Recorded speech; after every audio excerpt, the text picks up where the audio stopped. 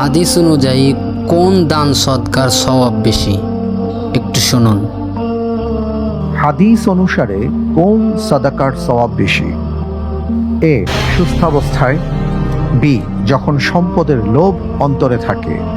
C, যখন দারিদ্র্যের ভয় থাকে। ডি, উপরের সবগুলো। আলহামদুলিল্লাহ, আল্লাহর উপর ভরসা করে এই প্রশ্নের উত্তর হিসেবে আমি বেছে নিচ্ছি অপশন ডি, উপরের সবগুলো। অপশন ডি, উপরের সবগুলো।